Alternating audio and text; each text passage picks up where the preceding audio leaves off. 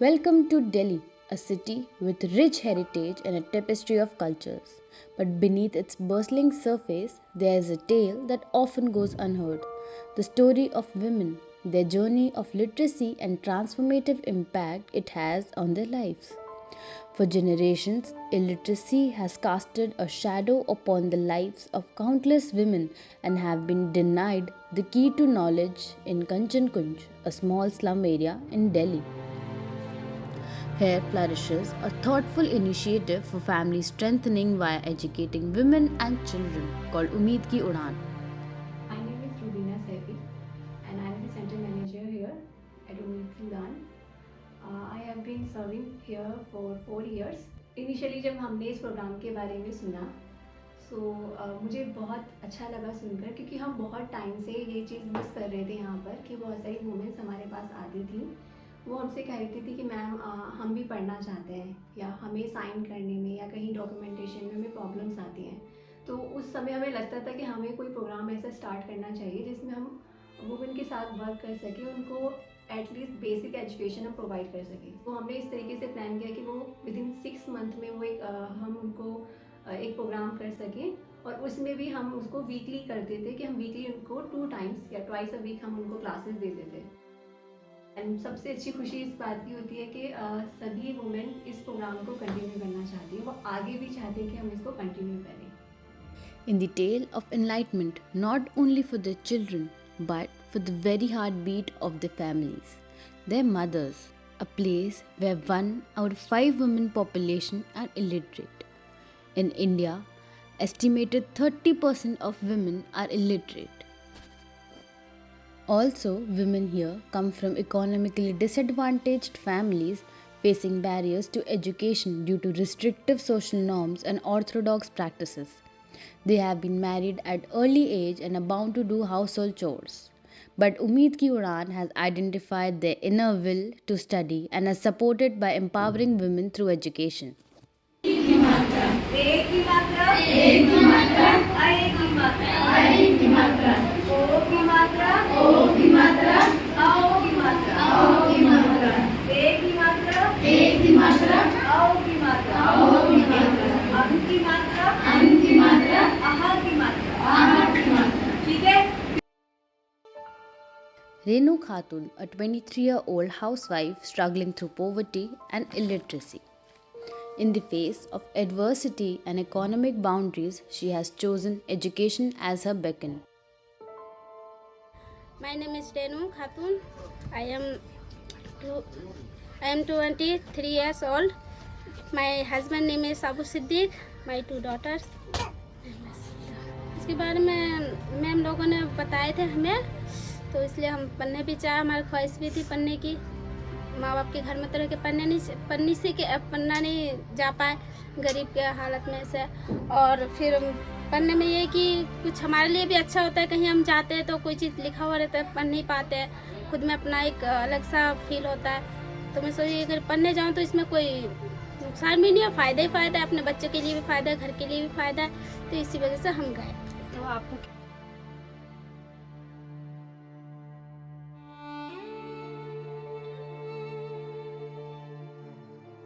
Kanchan Kunj who struggle with language barrier.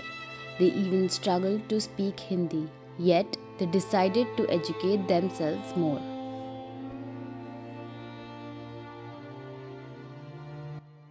Programme सबने कब कितने टाइम से? ये 6 महीने 6 महीने कोर्स से। किया है।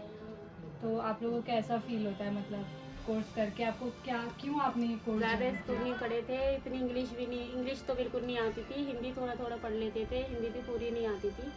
तो फिर यहाँ पर हमें मौका मिला, घर के सामने ही था और फिर फ्री में भी था। तो फिर हमने सोचा कि जब हमें मौका मिल रहा है तो हम क्यों ना करें, क्यों ना पढ़ें, आगे बढ़ें। और फिर जैसे हम बाहर जाते थे पढ़ने से पहले, बैंक जाते थे, वहाँ पर दूसरों से कहते थे कि हमारा फॉर्म भर दीजिए, हमें नहीं आता ये क्या लिखा है इंग्लिश में, थोड़ा वैसे फील भी करते थे, थोड़ा बुरा भी लगता था अपने आप को।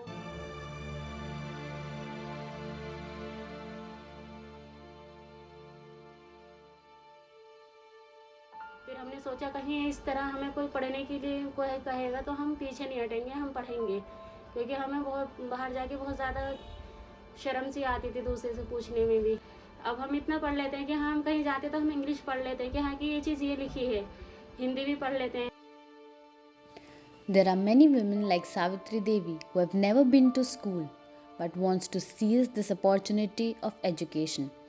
A mother of 16-year-old inspired by her own son takes a leap to educate herself.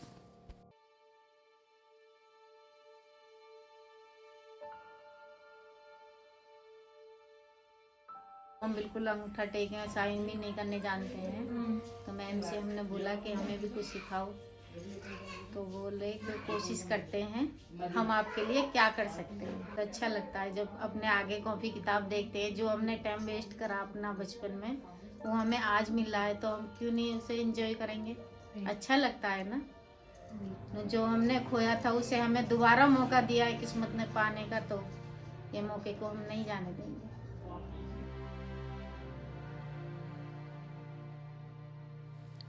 In informal settlements within cities that have inadequate housing and squalid living conditions, they are often overcrowded with many people into very small living spaces, broken houses because of poverty and illiteracy. The unsung heroes of society have taken a step to build an organization to ease the educational journey of women and children of this area.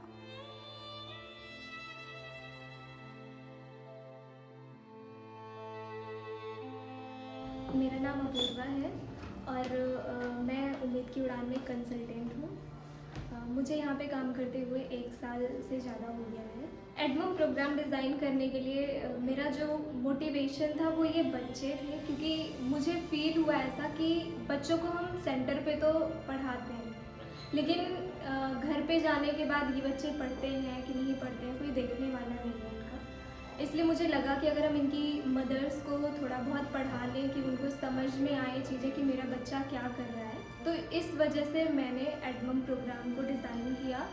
और मेरा जो एडमम programme में group था वो 15 to 20 women's का था। जब हम प्रोग्राम डिज़ाइन कर रहे थे तो मेरा जो मेन ऑब्जेक्टिव था वो यही था कि वुमेन्स को हम एम्पावर कर सकें और उनको इतना पढ़ना लिखना आए कि वो अपनी सिग्नेचर खुद से कर सकें और कहीं भी जाने के लिए उनको किसी की ज़रूरत ना पड़े। आज के टाइम पे अगर हम सक्सेस की बात करें तो ये प्रोग्राम हमारा बहुत ही ज़्यादा सक्सेसफुली 6 मंथ्स कंप्लीट हो चुके हैं इसके।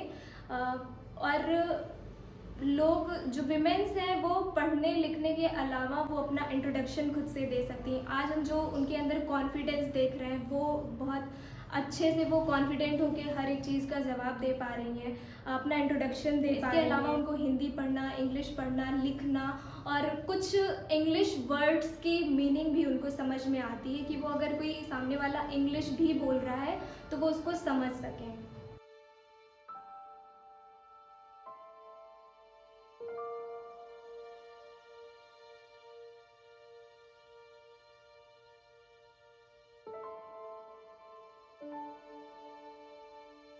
मेरा नाम देवाशीष मिश्रा है और मैं उम्मीद की उड़ान संस्था में बोर्ड मेंबर हूँ। इस संस्था की शुरुआत 2019 में मेरी फ्रेंड कायनात सलमानी ने की थी और उस समय संस्था को यहाँ पर शुरू करने का हमारा जो उद्देश्य था वो ये था कि यहाँ पर इस कम्युनिटी में जो लोग रहते हैं वो काफ़ी उनकी एजुकेशन को लेकर काफ़ी इश्यूज थे और उनके डेवलपमेंट को लेकर काफ़ी इश्यूज थे। तो हम लोगों ने ये महसूस किया कि पहले अगर यहाँ पर हम शिक्षा को लेकर कोई काम करें, जैसे कि मैं मानता भी हूँ कि शिक्षा विकास का आधार होती है, तो अगर शिक्षा नहीं होगी तो वहाँ पर और दूसरी डेवलपमेंट अगर हम करना चाहते हैं तो वो हम नहीं हासिल कर सकते। इस बीच कोविड आया और कोविड के दौरान सारे स्कूल बंद हो गए और हमें भी काफ़ी दिक्कत हुई उस वक्त इस कार्यक्रम को चलाने में, क्योंकि उस वक्त हम सभी जानते हैं कि एक दूरी बनाकर रखनी थी और स्कूल बंद हो गए थे, सारी संस्थाएं बंद हो गई थी। फिर हमने उस वक्त एक प्रोजेक्ट शुरू किया जिसमें हमने कुछ पाँच मेंटर्स रखे और उन 5 मेंटर्स के माध्यम से हमने कम्युनिटी की अलग अलग जगहों पर उन बच्चों को कोविड के प्रोटोकॉल को फॉलो करते हुए हमने वहाँ पर पढ़ाई को फिर कंटिन्यू किया। तो पूरे कोविड के दौरान किसी बच्चे की पढ़ाई नहीं रुकी। ये हमारे लिए एक बहुत बड़ी उपलब्धि थी और एक हमारे लिए खुशी की बात भी थी। अभी 19 महिलाएं इस कार्यक्रम से जुड़ी थी।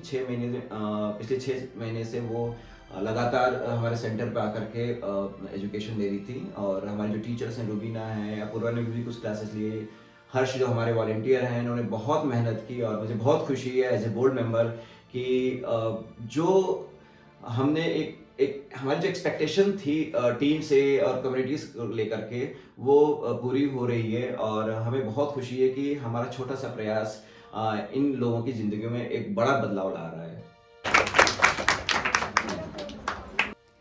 Every page turned, every letter learned is a step closer to future, filled with opportunities. UKU campaign is not just about education, it's about hope, nurturing dreams and rewriting.